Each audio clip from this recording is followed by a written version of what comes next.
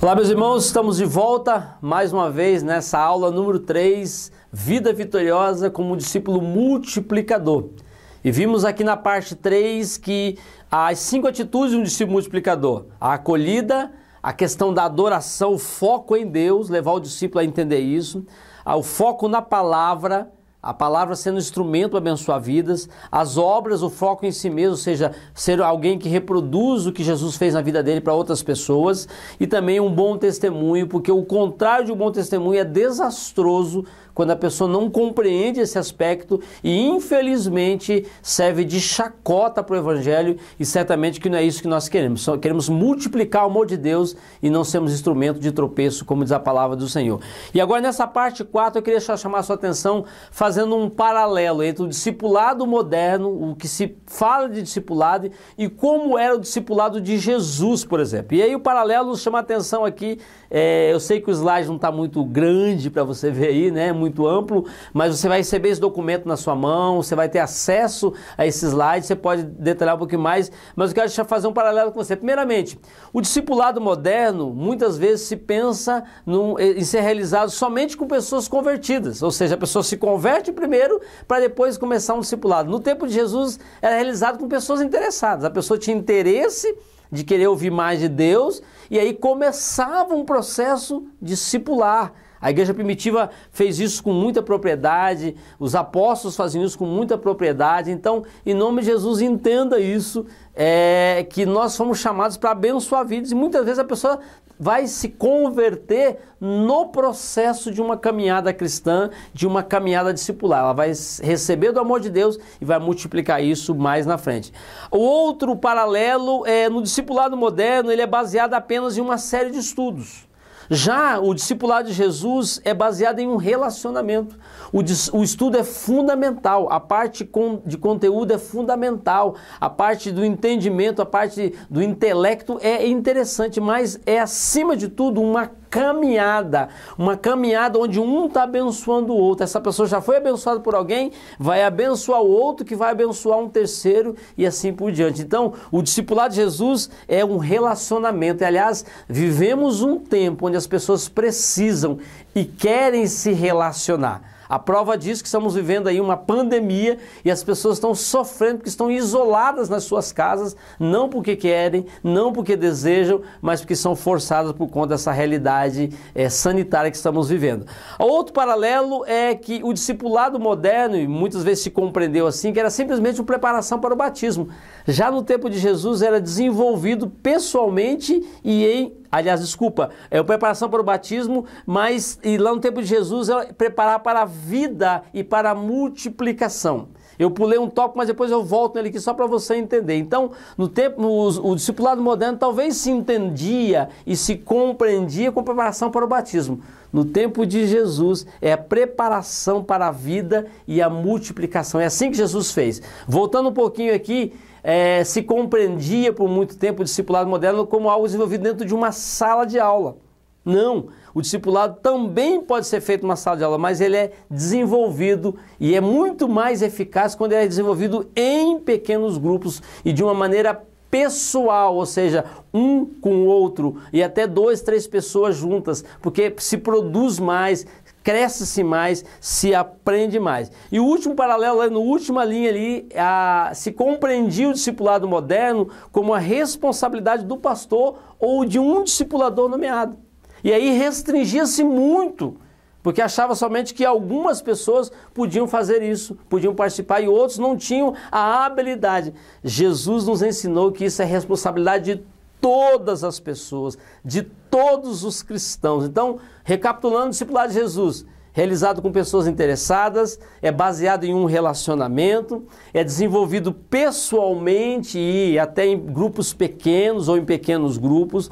Há uma preparação para a vida e para a multiplicação. E, por último, a responsabilidade de cada um de nós. Então, eu queria que você entendesse, que você compreendesse, meu querido irmão, você que está conosco aqui nesta aula, de que a responsabilidade é minha e sua, é de todos nós. E nós queremos nos parecermos com Jesus. Então, o desejo é que nós voltemos às origens, voltemos ao estilo de Jesus lá no início, nos primórdios da vida cristã, voltemos à evidência clara e efetiva da igreja primitiva, que entendia que era vida na vida, era investimento, era caminhar junto, era abençoar pessoas, e isso foi de fato marcante e nos alcançou. Até hoje ouvimos falar desta verdade. Agora eu queria chamar a tua atenção aqui de alguns aspectos de como falar para ser ouvido. E aí tem uma grande chave para a evangelização, porque antes de começar de ter o discipulado tem que ter um contato.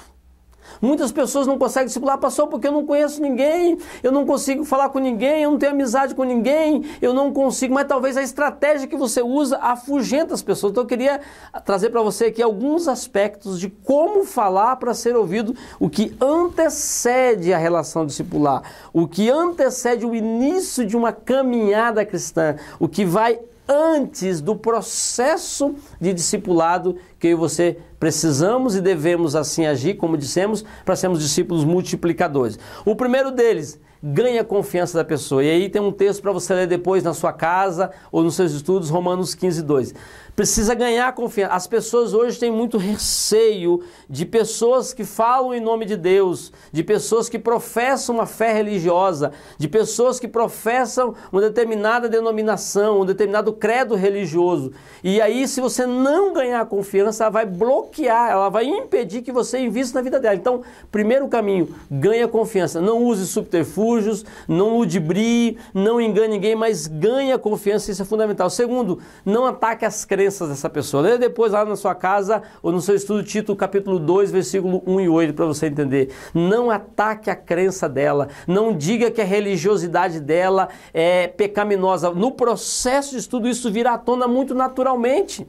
Muito naturalmente, tá? Entenda isso. Se você agredir a fé que ela tem, por mais que ela tenha uma fé com algumas práticas distorcidas, deixe que no processo da caminhada cristã, na caminhada discipular, ela vai entender isso, até mesmo comparando com a palavra de Deus. Inúmeras vezes eu caminhei com pessoas e eu falei assim, mas isso está na Bíblia, eu sempre pensei que era diferente. Falei, pois é, mas a Bíblia diz isso. O que você acha? Eu quero ficar com a Bíblia. Então, não ataque a crença dela. Outra questão importante, deixa outra pessoa falar.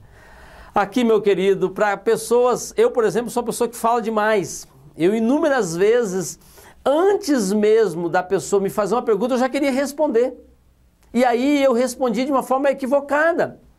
Eu não deixava a pessoa falar. Está aí um grande dilema que eu e você enfrentamos como líderes de pequenos grupos de células, como líderes de grupos, como às vezes no discipulado mesmo, a gente quer falar demais e não deixa outra pessoa falar, não deixa a pessoa se expressar, deixe ela falar, deixe ela compartilhar. Leia depois Mateus 12:34, você vai entender isso melhor. Outra questão, não contradiga. E quando eu digo não contradizer a pessoa, estou dizendo o seguinte, não é você concordar com o que é errado, não. Não é você passar a mão na cabeça dela, eu não vou falar porque ela vai ficar chateada. Não, tenha sabedoria, tenha direção do Senhor, tenha orientação do Senhor, mas você não está ali para contradizer, não está ali para disputar.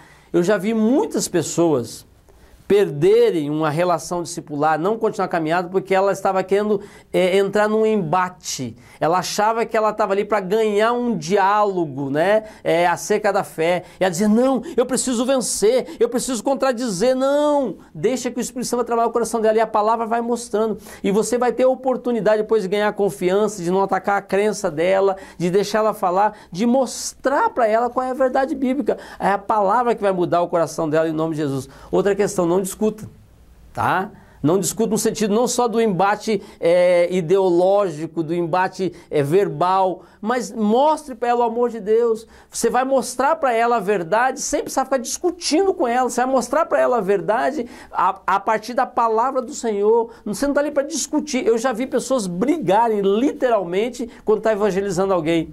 Não funciona. Tá? Então, se você quer ganhar alguém, você quer ser ouvido, ganha confiança, não ataca suas crenças, deixa a pessoa falar, não contradiga, não discuta, mas ainda mais, direcione a conversa para a cruz. Aqui está o X da questão, meu querido, aqui está o que é mais fundamental. Leve ela, 1 Coríntios vai dizer isso, no capítulo 1, versículo 20 a 25. Leve a pessoa uma experiência com a cruz de Cristo, leve ela para a cruz, liga para ela, o ladrão estava na cruz, estava ali alguém que entendeu que no último momento ela pôde se submeter à vontade de Deus. A cruz é renúncia, a cruz é entrega, a cruz é entendimento de que eu e você não somos nada e fomos alcançados pelo Senhor. Em nome de Jesus você vai falar e vai ser ouvido para a glória e honra do nome do Senhor. Que Deus te abençoe. Nessa parte 4 eu queria que você gravasse essa questão de como falar para ser ouvido e fosse um instrumento poderoso nas mãos do Senhor. Daqui a pouco voltamos para concluir nossa lição na parte 5, dizendo que queremos ser discípulos multiplicadores em nome de Jesus. Deus te abençoe poderosamente.